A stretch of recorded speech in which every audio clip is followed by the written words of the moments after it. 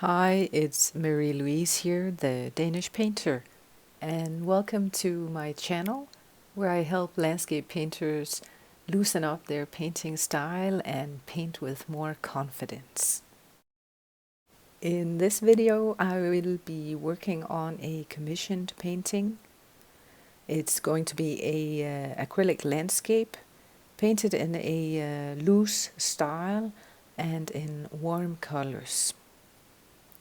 It is going to be a companion piece and hanging alongside another painting I did and sold already.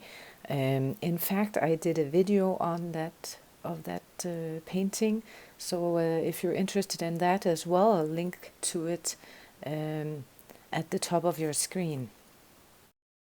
I'm using acrylic paint and painting on heavy cartridge paper. If you're interested in knowing more about my materials, check out the description below this video where I'll have everything listed for you. I apologize also for my voice today. I'm dealing with the after effects of a nasty cold, so if I sound a bit rusty on the vocal cords, it's because I'm still not completely over this recent cold. If you have seen some of my other videos, you already know that I really like to work in many layers, many thin layers of paint. And this painting will be no exception. So basically I started out by just lightly drawing out the major shapes of my composition, and now I am going to be layering in many thin layers of acrylic paint.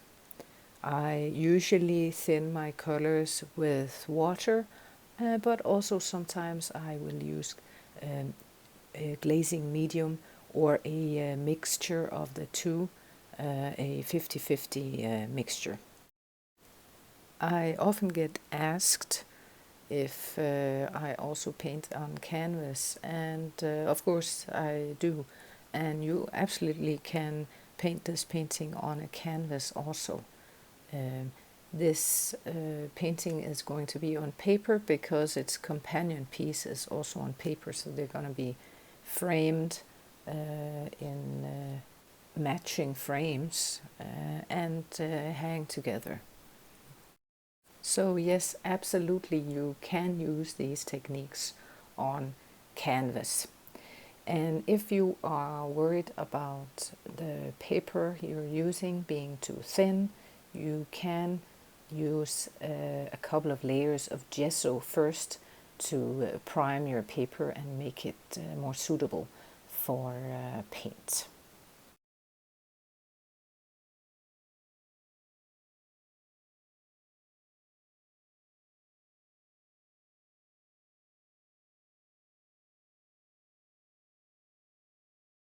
An important piece of advice I would like to offer if you want to work with these many thin layers of acrylic, it is imperative that you let your layers dry in between paint applications, because if you paint too soon, you can actually end up getting your colors all muddy. So I know it can be difficult to wait until the layers of paint are absolutely dry before continuing, but I definitely believe you will get a better result from waiting. So if you have limited time, try using a hair dryer to dry your paint and speed up the drying process.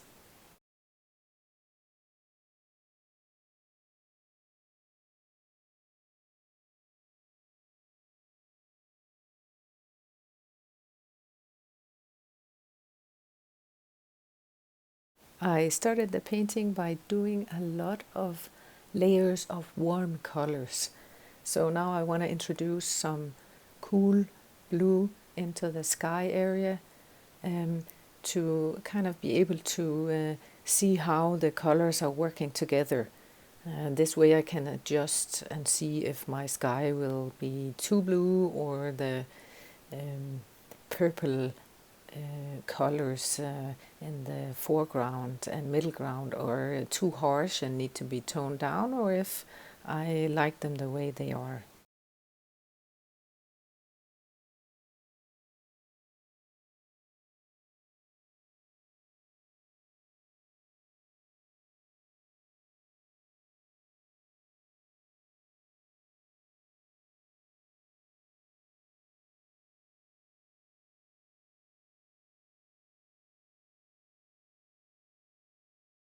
From time to time, as time allows, I like to take on painting commissioned pieces, and it is always a challenge, but it is also very exciting, and I really love it.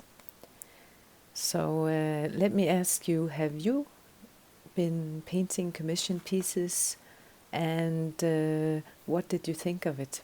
Let me know in the comments below. Also, if you have any tips for other viewers, please leave your best advice below in the comments.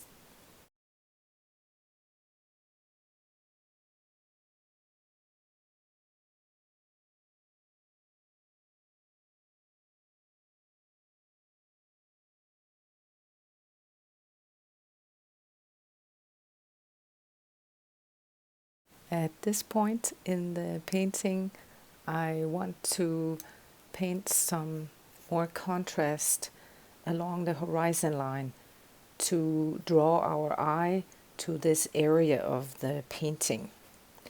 I'm also using a slightly cooler purple color that will also make the horizon seem to recede.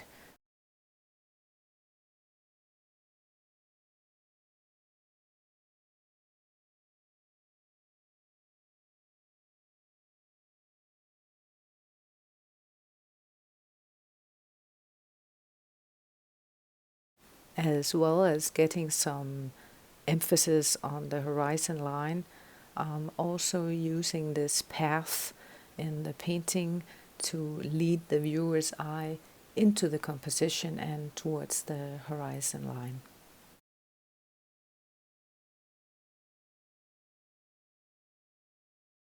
Now it's time to add a bit of definition to the foreground area without adding too much detail.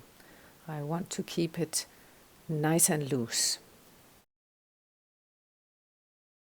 If you are looking to paint looser and more freely, check out my free guide, 5 Proven Ways to Loosen Up Your Painting Style. You can find a link to it just below this video. And as always, thank you very much for watching.